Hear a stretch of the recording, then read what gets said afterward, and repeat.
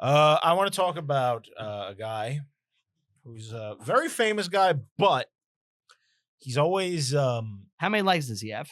he has 2 legs. How many arms? He's got 2 arms. He walks. He does. All right. He's always next to 2 more famous guys whenever he's brought up. Oh, he's the third banana? Yeah. So He's me. he's kind of forgotten. 2 more. You're not forgotten. His name is Marcus Licinius Crassus. Have you ever heard this name before? Yes. Never. I've heard Crassus before. You know who it is? I couldn't tell you the details, but I've heard Okay. the name. So Crassus was born in 115 BC in Rome.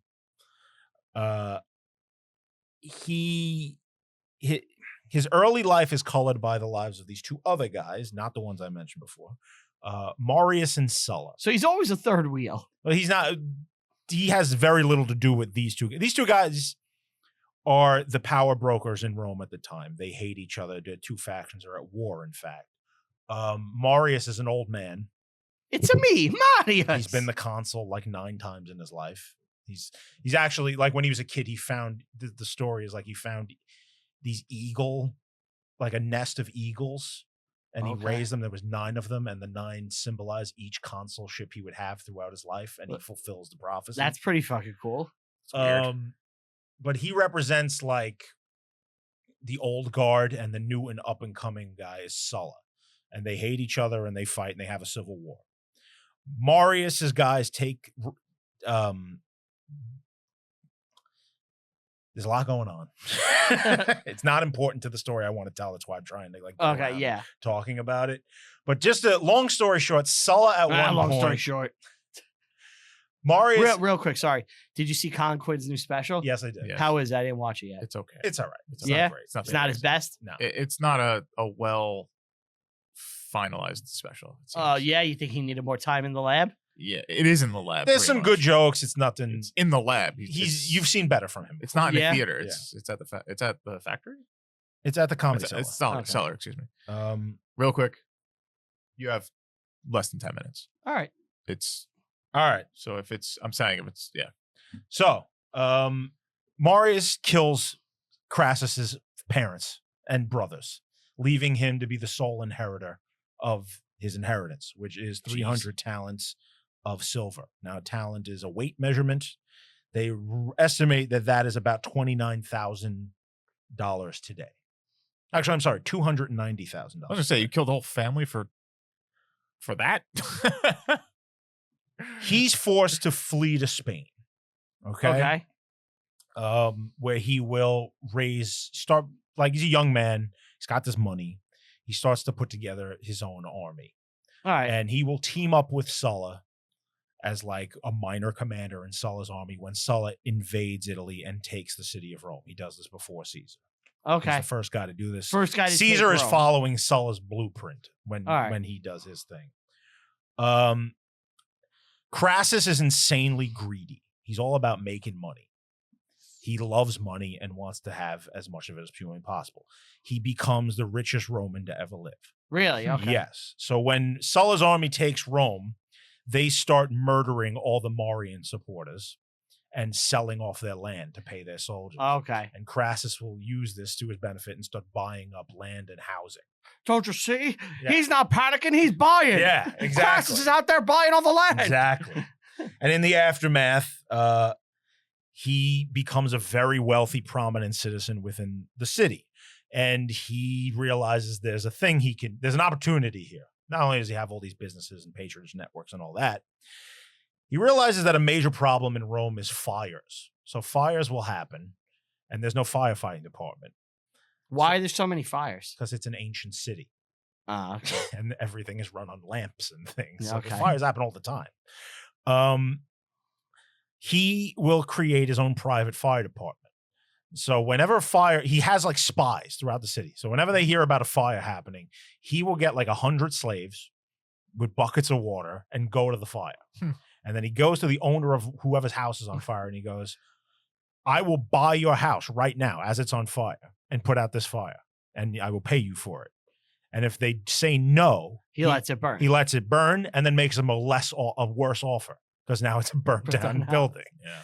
So he essentially holds people hostage with his fire brigade, and he makes insane It's amounts of money. shrewd with it. business. Yes. So through these practices, some would call underhanded, but supposedly he's a nice guy. Like people like him.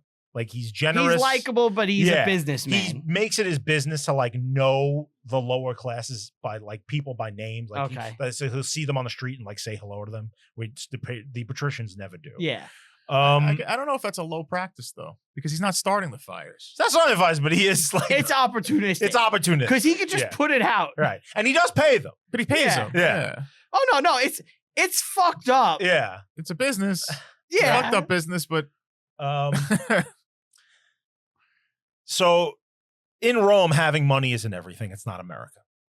You also need to have some military prowess and honor, Some and stature, glory and yeah. that. So he wants to get into that to like gain his reputation and like become the Rise consul up. and all. Right. His main rival, I shouldn't say rival, guy he's insanely jealous of is Pompey. Okay. Pompey Magnus, the famous Pompey Magnus. This is one of the three guys he's always linked with. Okay. So Pompey's out on campaign, winning all these battles out in the east, and in Spain. And Crassus really doesn't have an opportunity to like make his name militarily until Spartacus happens and the slave revolt, the giant slave revolt, It's Okay. the Servile War. So the slaves gladiators escape from their slave masters and start forming an army in the countryside and like making their way around Italy, like causing havoc. And slaves from all over the place are flocking to them, and the army just keeps getting bigger and bigger. The Romans think they can handle this with like local militia, and the slaves just crush them every time. So finally, they got to do something. And the guy they go to is Crassus. So he gets an army together, and he hunts down Spartacus. And they have he corners them. This is in the movie. This is what the movie's about. Okay. Yeah. So Crassus corners them. So he's the villain in that. yes. Okay. Is he the guy who likes oysters and clams? No, I don't think that's him. Okay. I haven't seen the movie in a long time. Yeah. It might be actually. Crassus corners them on like the boot. But then Pompey, he hears word that Pompey is returning from Spain with his army. So he's got to get this done before Pompey can get there and fucking do it for him. So he forces a battle with Spartacus, wins, but a lot of them escape. And sure enough, Pompey is there to mop up whatever's left. And when they get back to Rome, Pompey steals all the glory. And he gets a triumph, and Crassus is not happy about this. But he realizes that it would make him look like bitter Petty. and petty if he started screaming about how Pompey's stealing the glory from him. So instead of getting mad about it, he makes an alliance with him. He goes to Pompey and goes, "You and I can work together. Let's try. I have all this money. I can do whatever you want. Yeah. And you have the glory. Let's work to get stuff we want done in the Senate by just supporting each other." So they have this like little alliance.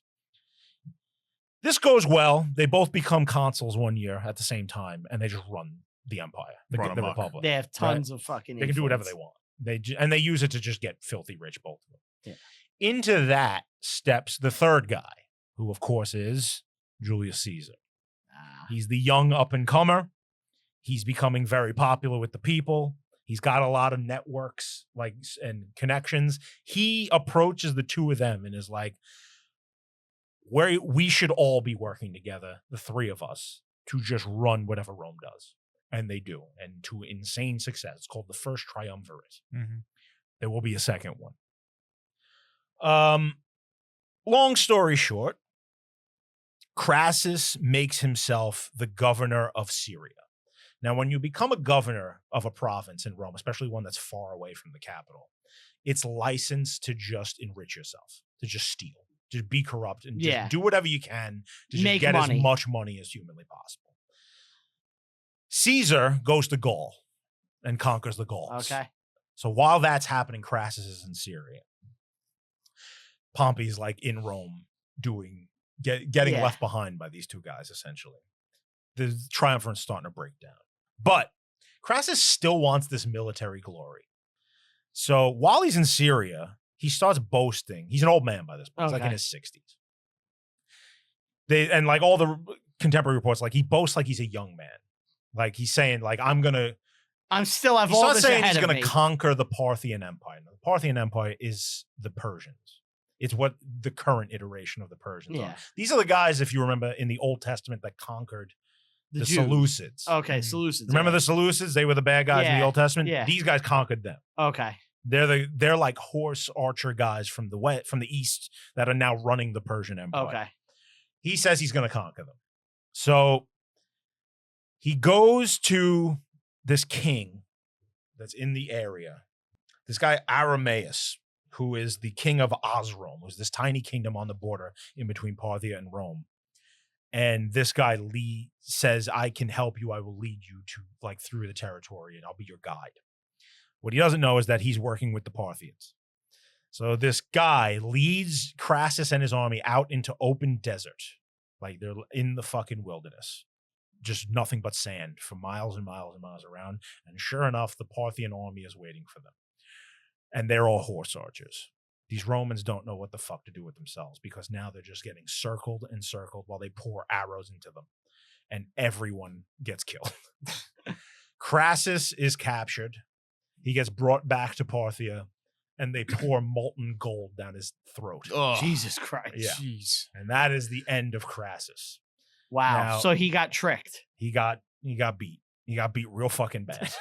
And then he got turned. He got And then- gold fingered. Almost at the exact same time, on the other side of Europe is the Battle of Alesia, where Caesar finally defeats Vercingetorix, comes back to Rome, and all that stuff Yeah. starts to happen. So the Triumvirate is dead. But yeah, so that's Crassus. He's a very important guy Who's forgotten. who's mostly. almost forgotten, I think, by like the the third mainstream. banana. Yeah, Okay. The really shit end of the stick there. he did. Yeah. Oh my Yeah. God. Steve, don't fall. Get him anywhere. Yeah. Let's try not to.